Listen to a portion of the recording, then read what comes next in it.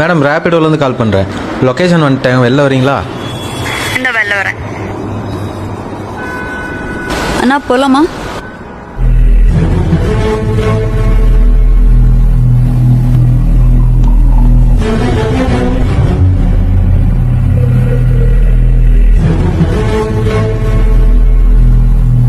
நல்லா இருக்கியா?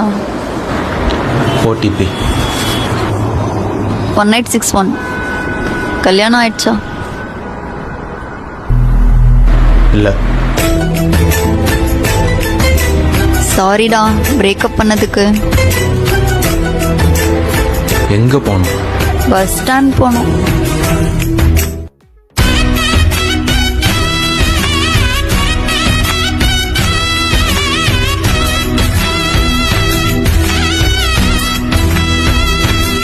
எவ்வளோ?